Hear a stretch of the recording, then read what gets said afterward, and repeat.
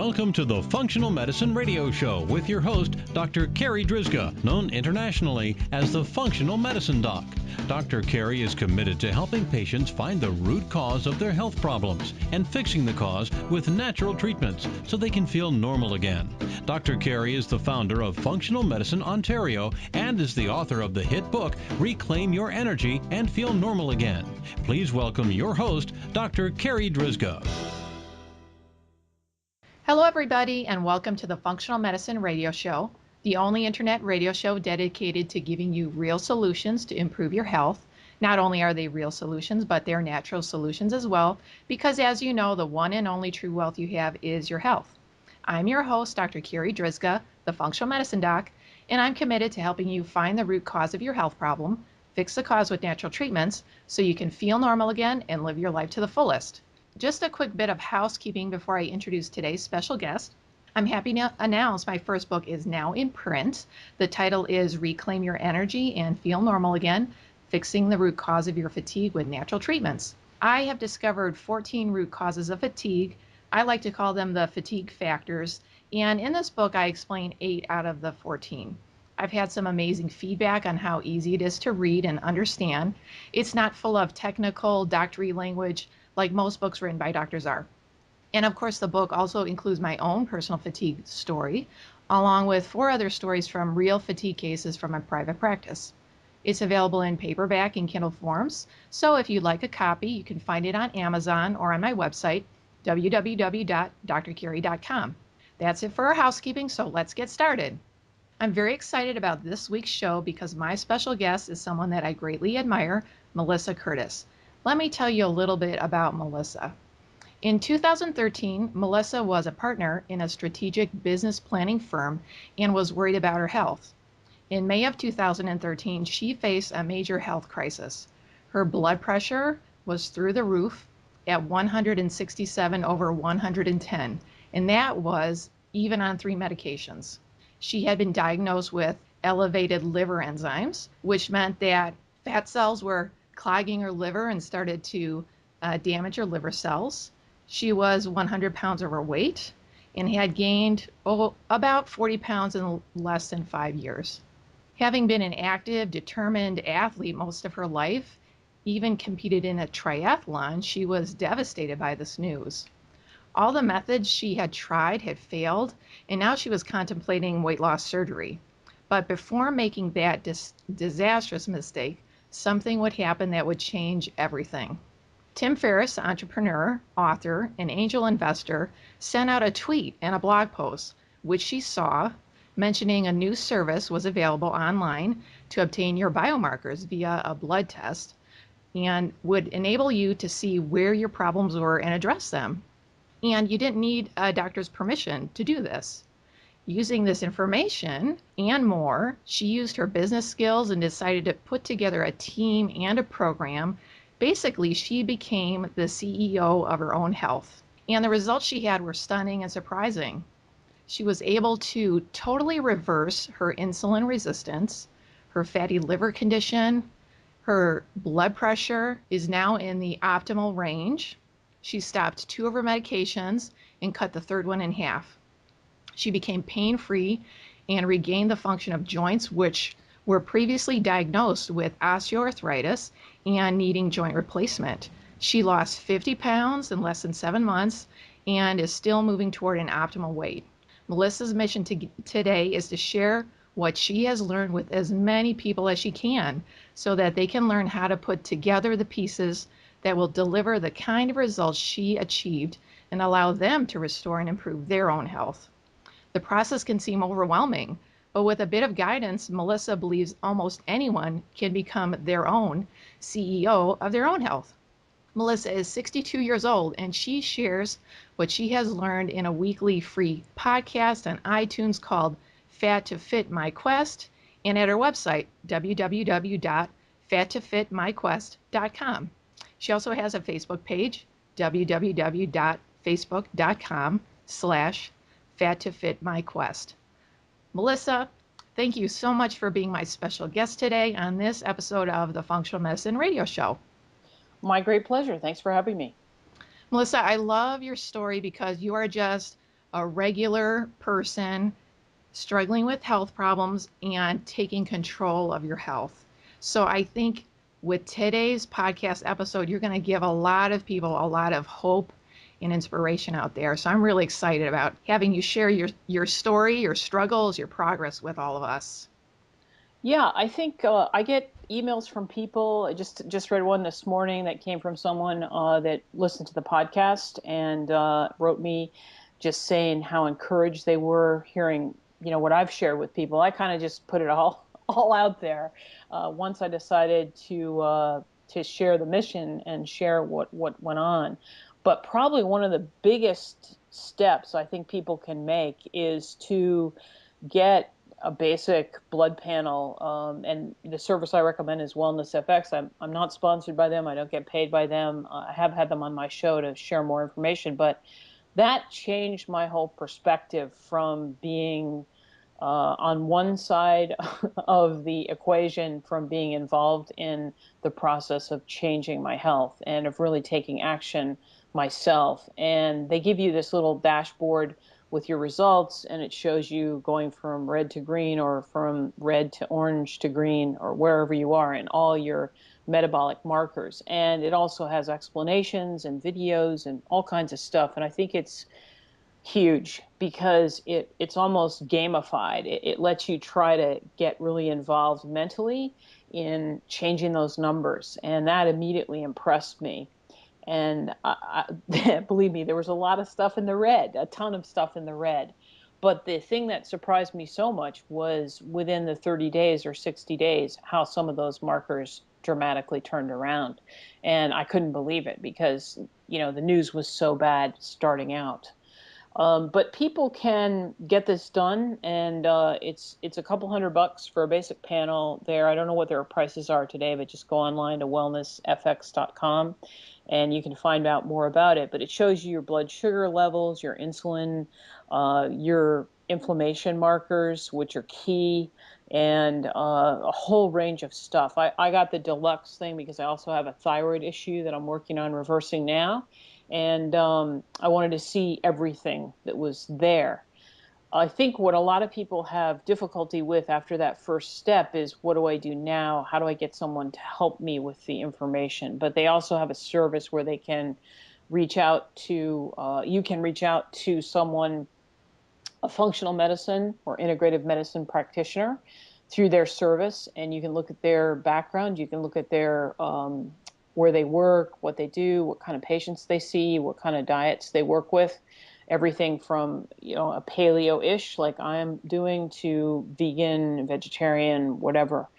And that takes you to the second step, which is working with, in my opinion, you need to work with a practitioner that's aligned with you, that wants to help you in this journey. And unfortunately, in my opinion, also, a lot of conventional medicine doctors, such as my former doctor, just were not on this page with me. They just weren't about looking at diet and the whole body as a way to heal yourself. And I think, like I say, in the first 60 days, when I went back and did another test, uh, I'd tried 2 years using a traditional diet hadn't made any impact on the liver problem. And in 60 days, probably in 30 days, was what my doctor told me, my what I call my performance doctor, that condition was reversed. So it's pretty impressive as to what just changing your diet can do. It's amazing. So, just to recap for our listeners, all of the tests that you mentioned are all vitally important for assessing the health. And if your doctor is not running these tests, this tool that Melissa is telling us about is available, and you don't even need a doctor to have this panel run. And Exactly. and Melissa, you had said you had a lot of issues, a lot of red areas. What gave you the motivation to push through? Because a lot of patients, they would say like, oh my gosh, I can't do it, it's just too overwhelming. Was there one thing that made you to really want to move forward? What was that? Well, I think the second step that pushed me forward was actually interacting with the guy I call my performance doctor, Dr. Charles Carpenter. I found him through Wellness FX, and then we set up a Skype call for us to talk about the panel. And your practitioner that you choose through WellnessFX, you're not stuck with them. You can have a call with them, or you can have a Skype with them and see if they fit what you want to do. And then if you find they don't, you can just, goodbye. So we set up an initial consultation, and your practitioner is able to log in and look at your stuff with you, so you can go through it together. And I said, this looks not good. I expected it to look bad, but I said, this looks really bad. I don't, what is the outlook here? And he said, well, it depends a lot on you. He said, how do you, how are you approaching this? And I said, I'm going all in. I'm changing my diet. I'm giving up gluten. I'm giving up soy. I'm going, all in. And he said, okay. uh, he had patients that had kind of done what I've done, but he said, you seem really determined. And he said, I just want you to know you're probably going to have setbacks. You're probably going to have bad days. And then I started telling him about how I was assembling a team to help me, how I was going to try to find someone to work with me for physical therapy for my joint issues, and then find someone to work with me to rehab those. And he said he was kind of surprised, I think, by what I had to say. And that's where I got the concept of putting together a team to help me, so that they would keep track of everything I was doing, and then we would look at the results on a 30-day basis. And he said, okay, well, when he looked at my general inflammation marker, which was 16.9, Wow. he said, I think you either have a massive infection or you're in big, big trouble. And I said, uh-oh, well, how do we get that down? And he said, well, we'll start with diet. We may have to use some supplements to try to get the blood sugar under control. Again, insulin resistance was huge, probably built up over decades. And he understood that, looking at my history. I'd given him a brief history, but I also made sure he got records from my last 15, 20 years of, medical records, so he could understand. But he said, insulin resistance maybe can be turned around, maybe not. He said a lot depends on the individual. So he said, I'm not going to tell you that this is doable, but he said improvable for sure. So I was super psyched about 6 months ago when everything went to green on the insulin resistance. I was like, yay, I've done it. But again, I think you have to look at it from a team perspective, that you're going to assemble members of your team to help you. And one of the things I did, just as I went forward, was I said, I'm going to concentrate on getting the best food I can for the diet plan I'm following, which was, as I've talked about, a paleo type diet plan, real food, no processed food, no processed sugar, no gluten, no soy. And eventually, when I did an allergy test, I also gave up dairy. But by that time, I was pretty far down the road. And that was my main focus. Again, I worked with a physical therapy person and then a trainer on an individual basis to help me. And I made them do everything for me. I made them keep records and keep track of weigh-ins, of measurements, of photographs, and all these things. I just didn't bother with any of that myself. I just said, you guys do it.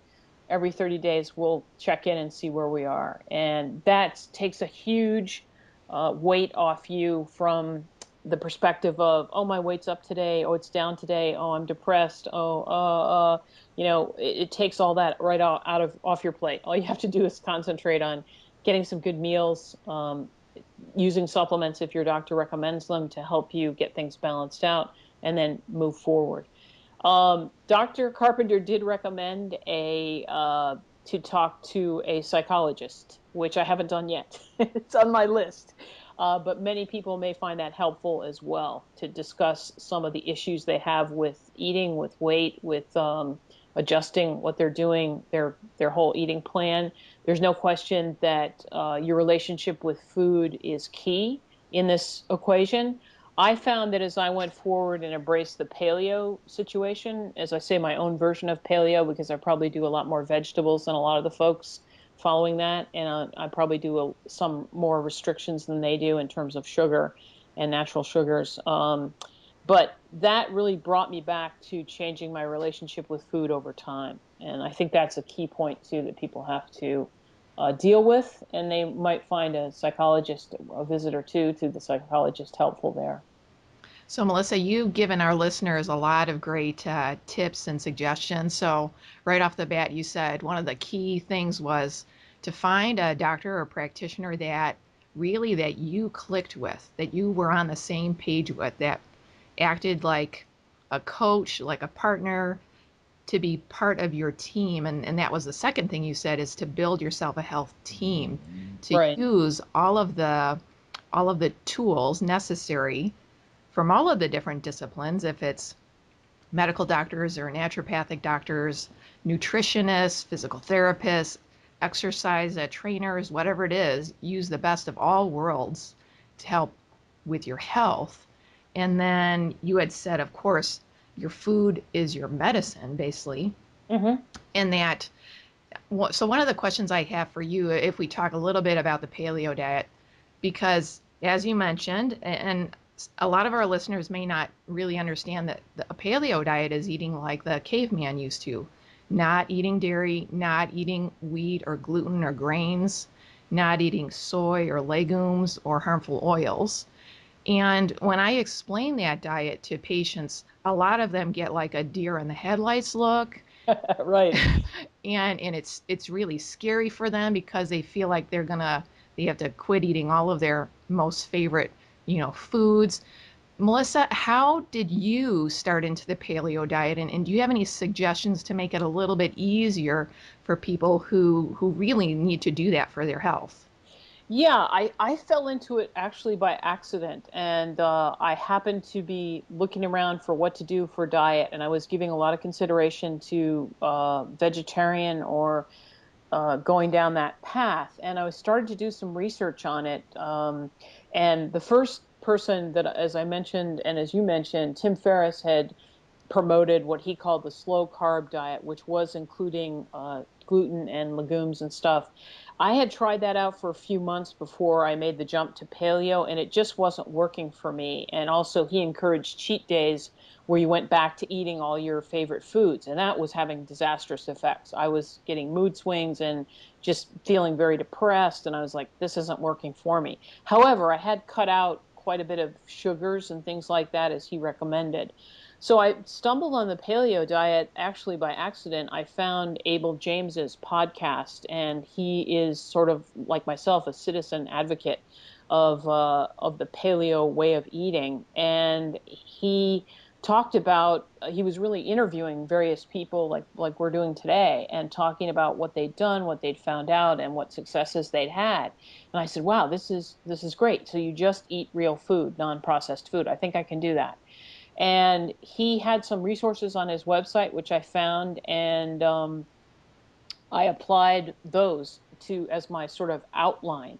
Now, something which I think is key for people to do, and again, I really feel this is an absolute necessity, and that is to get a food sensitivity test. Have your doctor, I think you can't do that by yourself. I think you do need a doctor's referral to get that today.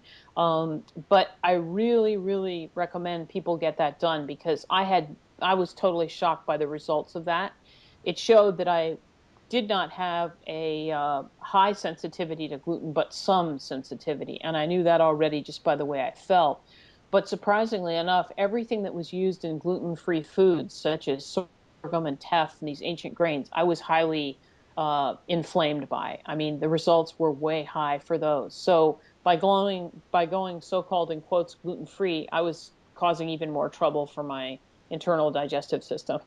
So I also found that I did have a sensitivity to dairy, not a huge one, not an allergy, not a full blown allergy, but a sensitivity. By that point, I was about 4 months in. And so my doctor said, would you consider giving it up? Because it's going to help your results. It's going to help your inflammation. I said, let's go for it. But I highly recommend people do that because a lot of things they may think they're not having problems with may be causing inflammation and maybe causing them not to lose weight or not to get the sugar out of their diet. And that's the other big problem is trying to focus on getting processed sugar of all kinds out of your diet and also being careful if you're in the paleo area. a lot of them will use things like maple syrup and agave, which for someone who has insulin resistance or metabolic syndrome, that doesn't help you. That tends to spike your blood sugar, so it throws you off. And a lot of people doing the paleo diet are doing a tremendous amount of exercise and are already pretty fit and healthy in some cases because it's linked a lot with the CrossFit community. So a lot of those people can do things that someone like myself, couldn't possibly do. So they'll include these foods, which are, in quotes, natural sugars, but which for someone who has an insulin resistance like me, you can't do that. You got to stay away from that. But you can incorporate things like berries and things like sweet potatoes and things like that. Those are all things I use to help me boost my energy. So it's kind of a trial and error, but there's no question a food sensitivity test will help you. And it also may be helpful to not give up everything at once like I did.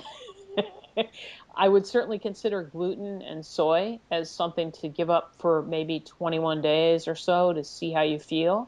And then go further and maybe do dairy as well if you feel you can. I think for somebody to go from eating the standard American diet or a diet of mostly processed foods to give up everything at once might cause a massive crash. Yeah, it's really difficult. So, Mentally too. It just may yeah. be a case where somebody says, "My life is over now because I can't have the foods I like." And if you get to that point mentally, I think that's where Dr. Carpenter was saying, you may need to talk to a psychologist about what goes on here because you can throw yourself into a depression, by feeling that you're losing or everything's being taken away from you. But there's no question that if try giving up, say, gluten for a 21-day period or 18 days, something like that, just see how you feel. That was the thing that happened for me is I felt so much better. And I just, I felt good. I felt really good. And then the shocking results of my blood pressure dropping so much was another thing that boosted my mental health and made me think, oh wow, I'm getting results here. This is great. This is great. And then the weight loss was a bonus because I wasn't weighing myself every day. I banished the scale. I said to the trainer, you take the weight, at the end of 2 weeks or whatever, and you take the measurements. And then I saw results there and I was like, okay, I'm on board here. Let's go. Fantastic. So, again, for our listeners, a paleo diet is avoiding dairy, avoiding gluten and grains, avoiding soy and legumes, and harmful oils in the diet. So, Melissa, can you give our listeners an example of what you eat for breakfast on a paleo diet? Yeah, what I try to do is have something like a poached egg, which you can easily make, or even like 3-minute eggs or 4-minute eggs in the morning. And I do a little bit of sweet potato. It can be either boiled or it can be a baked sweet potato that you've made. I do some on a 3 or 4 at a time usually, so I have them ready to warm up. And then I'll do a little bit of maybe some grass-fed beef crumbles or some grass-fed pork, which is really hard to find. U.S. Wellness Meats, I recommend. It doesn't have sugar, and it's as clean as you can find in the pork department there. And then I am a big fan. I know it's a little bit controversial, but of Dave Asprey's Bulletproof coffee, which is he has his own brand of coffee. There's a lot of good brands out there which have very low level of mycotoxins. And you use a little MCT oil, which you can find on Amazon, which is medium chain triglyceride oil. It's a refined coconut oil, and I use ghee instead of butter because I'm not doing dairy right at the moment. And I mix that with the coffee and a little bit of cinnamon, a little bit of maybe a eighth of a teaspoon of cocoa powder, organic cocoa powder. It makes a pretty good drink. It's a luxury, but it gives you a great boost for the day. And that sets me up for my 10,000 step walk, which usually comes after that, or a workout, a 30-minute workout, body weight workout with my trainer. We're still working on rehabbing some of the joints and stuff, but that's pretty much what a breakfast is. I also throw in usually a little bit of spinach or some sort of a green in with the eggs, and that's that. And then the way my doctor has me working is to make sure the blood sugar never spikes. So I do eat more kind of in the way of snacks during the day, and that those are in the form of green smoothies, which would be with using coconut milk, using kale or greens, mustard greens, dandelion greens, things like that, a cup or two of those, blend it up, and maybe some fiber supplement as well, and a little pea protein. Again, I stay away from the casein or anything that's related to dairy.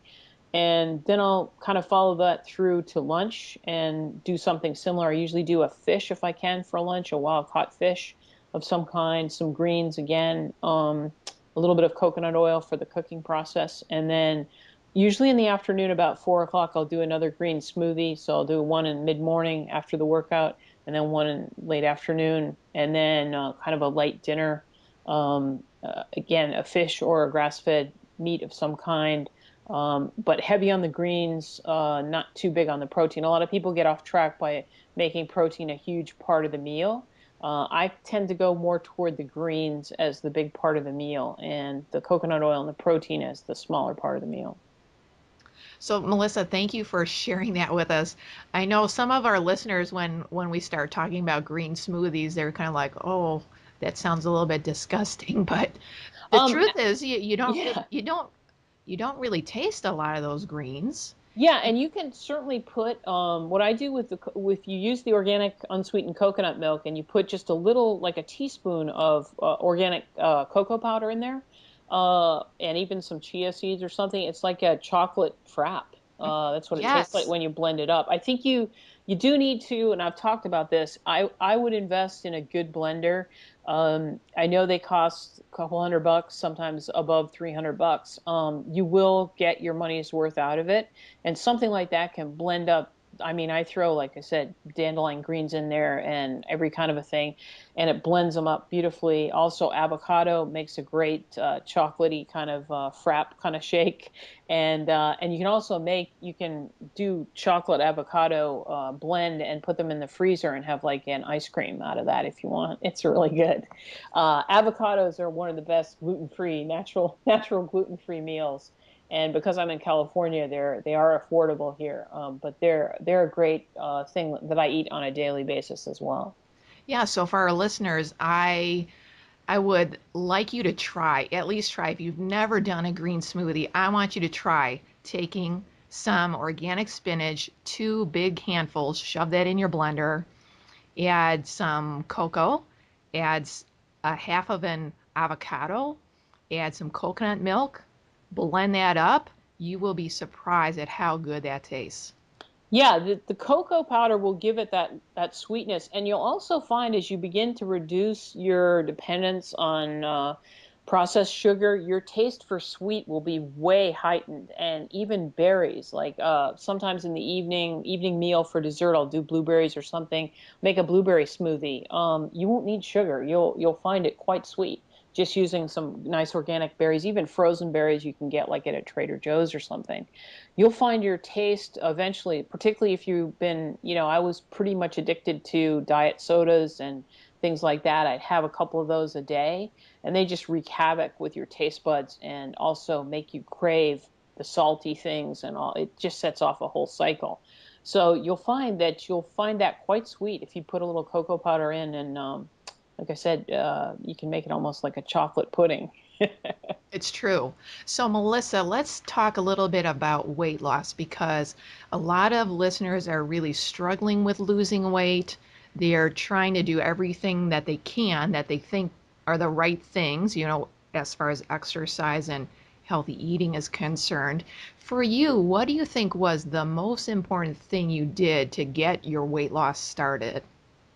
For me, I think it was just trying to concentrate on those 10,000 steps and to also work on restoring the issues I had with joints. So I had runner's knee, which limited me to do any kind of like running on a treadmill or any kind of strenuous exercise that involved the knees. So while I was rehabbing that, I tried to keep the 10,000 steps as a minimum movement for the day. So a minimum movement pattern. So that was my least amount I would do would be 10,000. So maybe more, maybe 12 or 13, 15,000 steps. So from the time I rolled out of bed in the morning, tried to get those in or more. And then as I found that doing physical therapy, of course, I repaired the runner's knee rather quickly. Within a couple of weeks, that was back to normal. And I found also I was improving my shoulder, so I could use kettlebells and things like that. But again, I focused on doing quite a limited workout, more like a full body weight workout, and it really only took about maybe 35, 40 minutes each day, doing it twice a week. So I would do a full body workout on a Monday, then do a couple of days of recovery from that, and then do intervals like on a spin bike, maybe 4 or 5 intervals, building up to maybe 10 intervals. So bike as hard as you can, put it on the biggest resistance for 30 or 40 seconds, and then have a rest, and then back and do another round. And then that would be it for that day. And then 2 more days recovery, and then back to the full body weight workout. And if people want to dig into this further, they can just go to my website, fattofitmyquest.com, and look for eccentric exercise. That's where I learned about this form of using body weight in the negative, where you do just the down motion of all these exercises. You do like a pull up. Of course, I can't do a normal pull up because of my shoulder, but you can do one on an exercise ball with someone helping you. And then you can do, using the Tri-X tool, those straps, you can do a chest press that way. And remember, I'm doing this with a osteoarthritic shoulder. So if I can do it, you guys out there can do it. And then you do, some one-legged squats with a bench underneath you and things like that. And you'll find that's quite challenging. You might not sound like much of a workout, but if you do that, go through those steps. And my friend Lee Rich, I think, contributed some videos on the site. You can see him going through the exercises one by one. And you'll find that'll get you quite far down the road. But I think the most important thing for me in the weight loss issue was the food, was the way of eating, was changing the actual types of food I was eating. It's my opinion, and I could be wrong on this. I'm not a doctor, I'm not a nutritionist, but I don't feel people can get the results and get lasting results if they continue eating processed food. I think it just throws your digestive system and your body into such a state of inflammation that you cannot get lasting results. And if you are going to turn things around, you have to try to reverse the insulin resistance and get your body functioning. You have to try to get that inflammation down. Melissa, I totally agree with you. In my practice, the patients that have always across the board made the best recovery in their health are the ones that have truly changed their diet. So I definitely agree with you. And the patients that kind of change their diet or sort of change their diet, they always hit a wall. Yeah, now I think, when I look, I was involved with Dr. John Berardi's program too. I tried to get all the information I could, as I said, when I was assembling my team. And he's a advisor to the Olympians, to the UFC fighters, all these people, pretty, pretty well renowned as an authority on nutrition. And I was following along his program, kind of auditing his program, which was made available to me through the Ski Instructors Association. And, everything was pretty linear and tracking as it went along little by little. But so much of it could be traced back to what you were eating on a day-to-day basis. And I think the mindset of, I'll just do this diet, in quotes, for a few weeks or a month, and then I can go back to the way I was eating, just isn't going to work. There has to be a mental shift there somewhere. And for me, it occurred. It occurred when I started to change what I was eating, and I realized this is my new way of eating. This is a lifestyle. It's not a, in quotes, diet. And I think Dr. Berardi talks about that quite a bit. As you sort of make this journey, you learn things as you go along the way. But you will have, I think one of the key things again is I'd get rid of the scale. and I would get rid of, measurements. I would do them on a 2-week or even a 30-day basis, and get a pair of jeans that fit really tight. Put those aside, put those on your measurement day, and do that, because it will throw you into depression or into backsliding if you are going to jump on the scale every day and say, "Oh, look, there's no results. I'll just all or nothing. I'll just go back and eat, a box of Pringles today and feel better." That's just avoiding the problem. So you have to, the mental change has to happen. Yeah, and as you said, I like that. Like you're recommending, put that scale away. Don't step on it every day, because the ups and downs of the scale can be really hard on people, and a lot of people don't realize that when they eat foods that they're allergic to or sensitive to, their weight can fluctuate 3 pounds, 5 pounds, 8 pounds quite easily. So, getting back to what you had said earlier about, if you can find out what your food allergies are or your food sensitivities, that can have a big impact on your weight, your inflammation, your blood sugar, everything.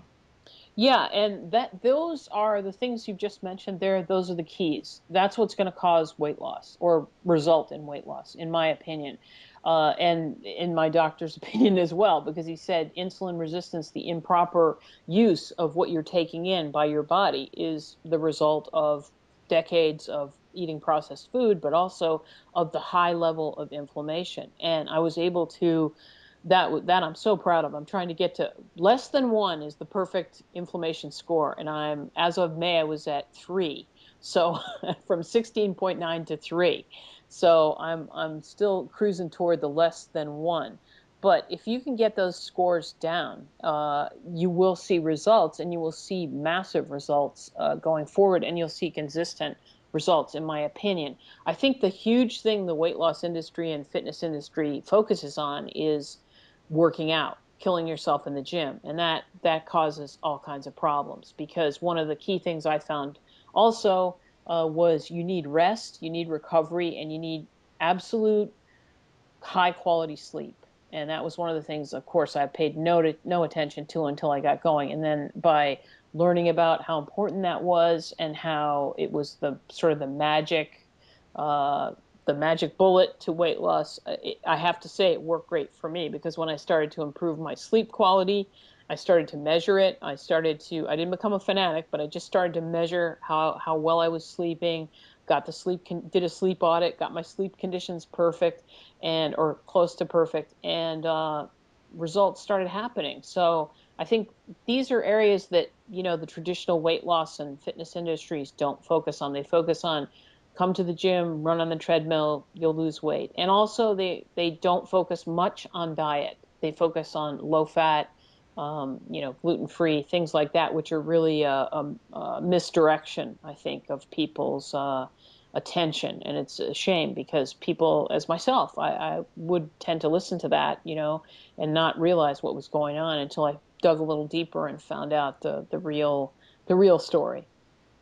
So, to recap your exercise program, you had said that you put a pedometer on every day and make sure you walk at least 10,000 steps.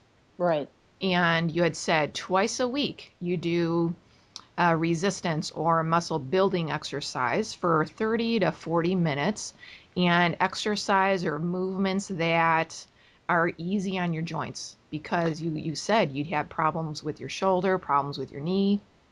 Right, right. If you, like I said, if they want to take a look at the eccentric workout, just go to my site, and you'll see there's an episode where we talked about it. And also my friend Lee Rich, who's a trainer over in England, has a whole video series that we link to there, and he shows you how to do it. If you have injuries, you might need a partner or someone, you might need to have a trainer work with you at first. They actually would they do the up motion of the weight, and then you just do the down motion.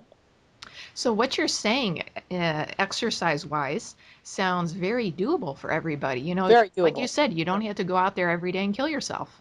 No, I think just moving more, which means now 10,000 steps, it sounds like a lot, but when you start to measure it, you'll see it's not.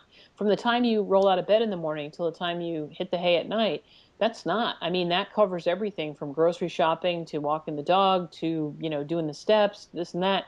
And if you have a device, you can get a regular pedometer at Walmart for less than $5. And you can also use your phone. There's a ton of apps. You can also get a wristband if you want. I've talked about, I used a Fitbit band for a while. And when you look at it at 4 o'clock and you're almost at your 10,000 steps, or you're at 12.5 and you want to do 13, it just pushes you. It gives you that motivation to, okay, let's take the dog for another walk. Let's do this. Let's do that.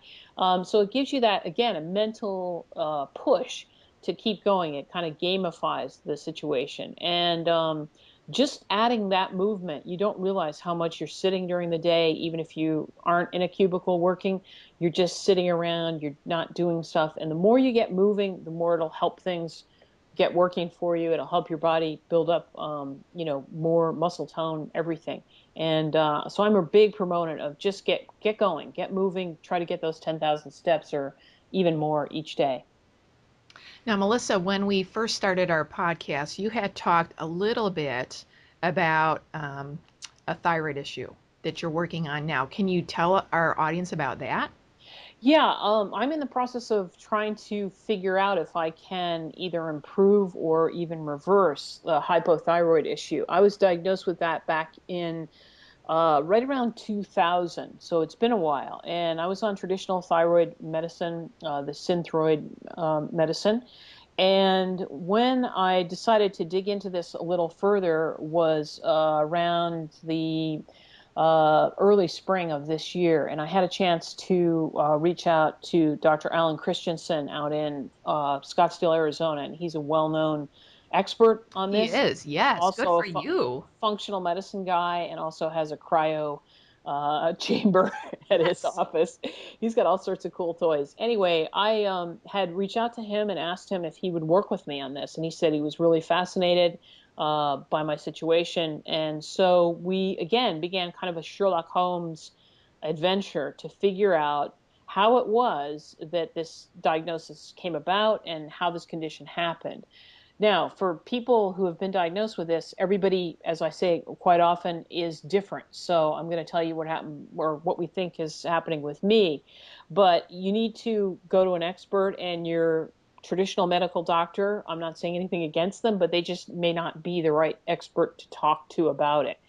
So I talked with him about it, and I actually had a chance to visit him out at his clinic there in Scottsdale. And we did a battery of tests. One of the tests was heavy metals. I had just had some mercury fillings removed from my teeth. And I said, I think I'm in great shape, doc. I think I'm heavy metal free. I think the test will prove I'm just all great. And come to find out, no.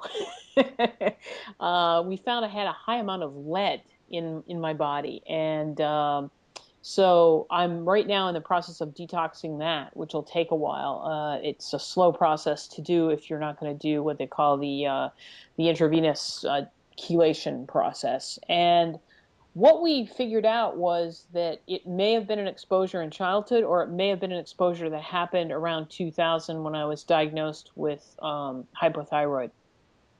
So we're still looking into that to see if we can find markers that'll point us in that direction. But what we did notice was as the weight dropped and as my inflammation went down, all the thyroid numbers began to change. And what we take from that at this point in time, so that we began this treatment sometime in May of this year, is that the thyroid may be actually coming back online. It may be starting to function in a normal way. So we're tweaking the medication, and he's actually prescribing medication for me now. I went off the traditional medication, and we're doing a sort of a very refined process, I guess a protocol you'd call it. And I get a blood test every couple of weeks to see where I am in levels. But that's stunning because at the beginning of my blood panels, the thyroid was staying, it was staying in the green zone because I was taking a certain kind of medicine. And as I began to just change the diet and do these other things, boom, all sorts of things started to happen. And that was one of the questions I had for him is, what's going on? What's happening? And he's like, well, your body's reacting, things are being repaired. Things are coming back online. So he said, maybe, this is starting to heal some of the things that were an issue for you. So the focus at the moment is getting, literally and figuratively, getting the lead out And that's a serious thing, and you have to be careful how you do it so you don't, in taking a substance that will bind onto the lead and get it out of your body, you have to make sure you don't deplete the minerals in your body, that would help your bones and things like that. So very careful. You don't want to do that haphazard. You need to have an expert guiding you on that. But we're thinking that I have no genetic history. I did a 23andMe test. Again, if people want to know about that, just look it up online, 23andme.com. And I have no genetic history for thyroid. So we're thinking it's an environmental trigger. As Dr. Christensen talks about, there's two ways. It's either an inherited thing that gets turned on, which goes into the whole area of epigenetics, another show for that, or it's you've been exposed to something in the environment, or you've created something in your environment which caused this to happen. You had a normally functioning thyroid and suddenly it didn't function. My theory was that it was brought on by traditional dieting and overexercise, and because I had done that for years, I had, an attempt to lose weight again and again, had just done killer exercise, standard processed food diet, restrictive calories, and it just killed my body for years. And that was my theory, but it now may be that I had exposure to lead or something else that triggered it, or both, combination of the two. So that's where we are. The story to be finished in the future. We'll have to save that for a part two. Part two, yeah. Well, I am going to talk about the detox that I'm doing, down the road a little bit here, because I think we have to see what the results are. And I'll be going back for another challenge, what they call the challenge test on that, sometime in October, because this process takes a while to, like I said, it's more than 2 months of detoxing of the lead and stuff, getting it to bind onto things, and then we'll be running some more tests, and I like to, as I point out on my website, put a lot of these things on the site so that people can see that there's no BS involved, that these are actually, things I'm doing, and these are the results thus far. So we'll see how that goes, and I can go into a little bit more depth, and we may find out what happens with the thyroid. Of course, it's a huge problem in weight loss if yours isn't functioning properly, or if you're taking medication which is bound with some kind of a dairy or a gluten, which sometimes they are. You have to be super careful about that. And I didn't realize that until I talked to Dr. Christensen and Dr. Carpenter, both agreed. You have to be careful what you're taking in terms of thyroid support, that you're not mistakenly adding something which has something inflammatory in it, because that's working against you. Yeah, so everything that you've mentioned so far today, with changing your diet to a paleo diet, really addressing all the inflammation in your body, getting your blood sugar stable, all of that helps your thyroid. But like you said, for a lot of people, one of the big factors for why they have a thyroid problem is heavy metal. So that's really great that you found Dr. Christensen, and that, of course, he's doing all the right stuff for you.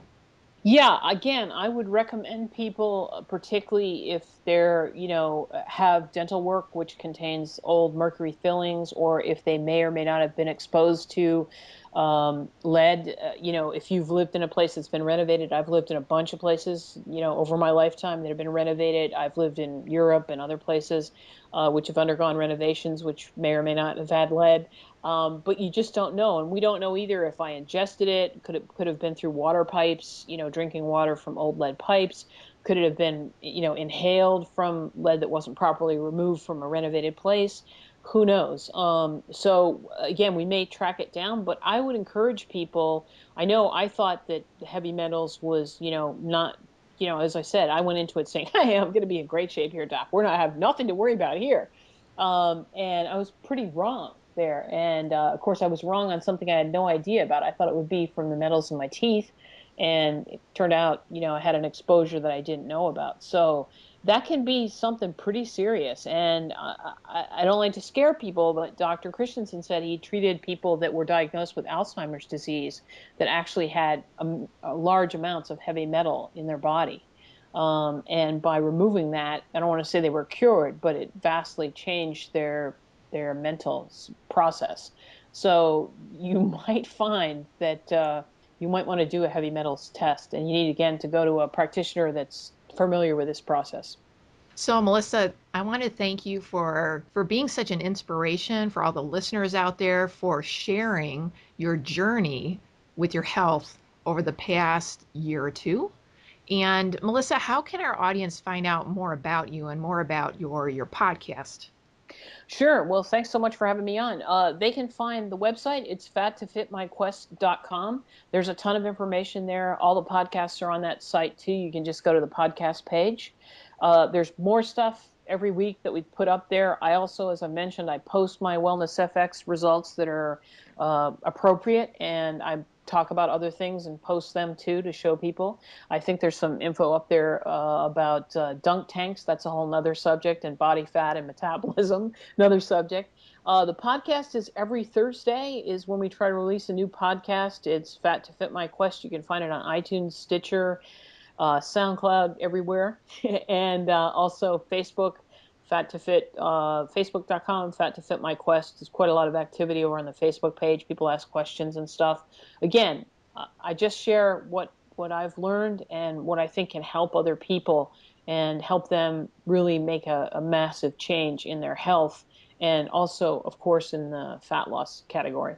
Melissa, thank you again for being my special guest today. This was such an awesome interview.